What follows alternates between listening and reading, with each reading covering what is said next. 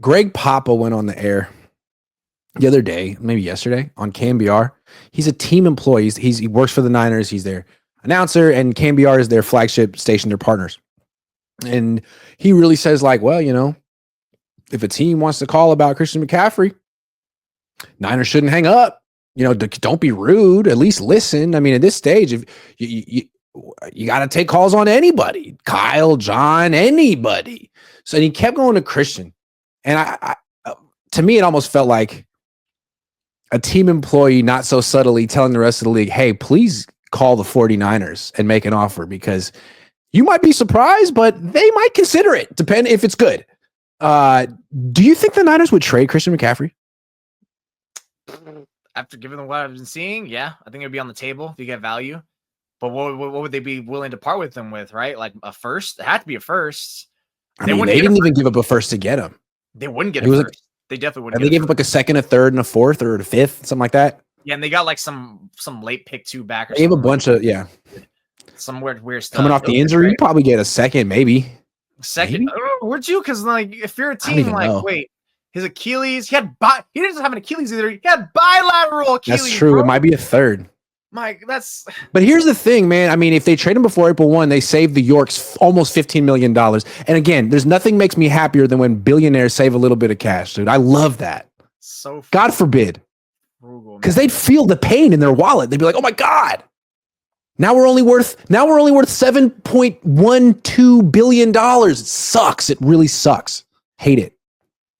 I've always been asking people, like I said, I've never read or seen anything like what the concrete answer is, but do you think the 49ers knew about his lower leg injury when they extended him? That's always my big $1 million question. Like, did you know? That? Or did they if they extended him willingly knowing that, that's a little crazy. But if he hid that, woo! Like either way, it's not good, right? You didn't know. How did you not know? Was he hiding it? Or were you just like, ignorant? Like, did you not do your due diligence and whatever? Or did you know and give it to him anyway? Either way, you wasted my money and I'm pissed. And now there's new budgets. And that's why it goes back to the whole budget, because this is another example of that contract, bro. The same thing with Trent Williams. Like I keep reading like from Kawakami or whatever, Silver, and they're saying like, yeah, like they really do not like the Brandon Ayuk contract. And it's like, are you sure that's the only one they don't like? Because I think the reason McCaffrey one's no good either. They won't put it out there about for me, of all the 3 players they extended, I think the McCaffrey one's the worst one, because he's a running back. Okay, he's more than the running back. I don't want to like. He's a running back. He gets hit like a running back. You lose your burst, like it's. Oh my God, it's like, and that can still go at any moment. That's an injury that's like, yeah, you can't really rehab. It's just kind of like he had to go to freaking Germany to do something that's not even legal here or accepted or whatever. Like, green light. It's a bad sign. So, I mean, you have to pull. So, would the 49ers trade McCaffrey? Yeah, I think so. But especially because now, like you said, like save money. If they do that, if they trade that, I think at this point it's like, yep, there's no debate. No one can defend them. And of course, like someone's going to defend them, like we all know. It's like, no, this is pretty much like white flag, buddy. White flag. We're done on 2025. We saved money. See, to me, if they trade Christian McCaffrey to save $15 million in cash, then they really got to lower ticket prices. And I don't know they want to do that. I think they kind of want to maintain this facade of like, no. Have you looked at our schedule? We could. Who knows? You never know. Like, sure. But if they trade McCaffrey, they're like, no. It's over. It's over.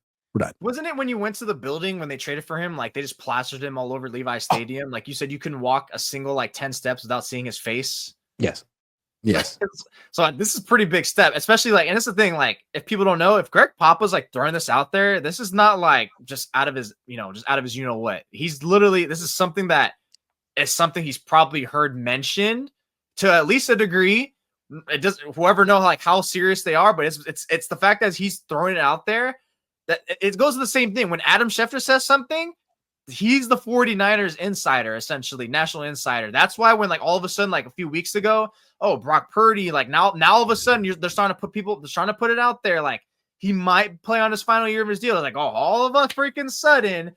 And that might be the same thing about how they're going back into their budget cuts. Now it's that they probably have that stern stance with John Lynch and Kyle Shanahan saying look, I know you guys love him, but that's another contract we're not going to shell out lucratively. And yeah, they shouldn't. Hell no. And what's funny is the reason we know the budget cuts exist is because Chase Sr. asked John Lynch at the combine about Ayuk. Hey, there's been a report that teams are poking around about Ayuk. Is that true? Everyone expected him to be like, no. He's like, yeah, man, we got tighter financial constraints this year, and we can't really do it. It's like, oh, and then they traded Debo and took a cap hit, a big dead cap hit to do so. It's like, okay. So you really do need to save the Yorks a lot of cash because you're also trying to get them to spend on Purdy, and you only have so much to spend. So Debo's out, Juszczyk's out, Hargrave's out. And you kind of want to trade Ayuk because he's got an option bonus on April 1 that's like $22.5 million. But who's going to trade for Ayuk now? No one, right? Like that's a Hail Mary. So if you need to save some money, maybe someone will trade for McCaffrey. Not your first choice. Rather trade Ayuk, but no one's trading for Ayuk. And is that why maybe they tendered Jordan Mason? Like, because he might be the starter? I don't know. There's a lot of options you can do with that guy. You do have options. Yeah, McCaffrey is just like, there's definitely been a lot of buyer's remorse after this season. And I think that's another scary thing, too, about, like, the budget cuts. Is this being a little too overreactionary to, like, just one season? Like, a little bit? Like, I understand there's got to be some point, like, okay, like, the extensions of certain players, signing certain players like Hargrave, the restructure of Debo, and I'd even take it a step further, actually. The restructure of Eric Armstead. I think that's another one that's like, what the hell? We just restructured him, now releasing him? Because restructures usually almost always mean, oh, he's stuck for another year. Why? Because we already shelled out that cash. We might as well keep him. But now because they did that, and now you got Debo Samuel, another one, which I'm pretty sure they were like, why the hell did we restructure him? I still didn't understand that restructure. I thought he was pretty much penciled in as the starter next year. I was like, oh, he's coming back. He's coming back. And now it's like, great. Now we just literally just fronted him the money for no freaking reason. It's just. I just have a feeling that if Parag is back in power, that he's going to look at the Niners as one of 3 teams that he runs. And it's the team that's already grown the most.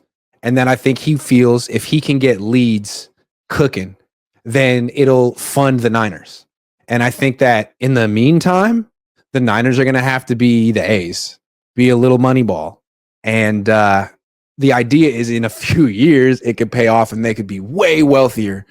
But that's still kind of a scary thought for Kyle and John, that there could be some, like, not just 1 year of this, but who knows? Maybe they still like the financial approach next year and the year after that. That's the dangerous. Again, it goes back to that early seed. I'm saying, like, is this like the seed's been planted now? Is it going to grow? If this is a 1 year thing, like, okay, like that's brutal. And then you come back 2026 and it's all good. Like, okay, fine. It worked out. You guys probably even competitive in 2025. Like, okay, you guys, let's get back to spending like the Eagles do, like we used to do. Yeah. So now it's like, but right now it's like, that's why I'm in the middle, like, but also at the same time, it's like, you guys are $10 billion. No one gives a shit about your cash spending. Why are you not spending? Is it because you want to spend on soccer? Like, or is it because you're mad at Kyle? It's like, I understand not spending frivolously.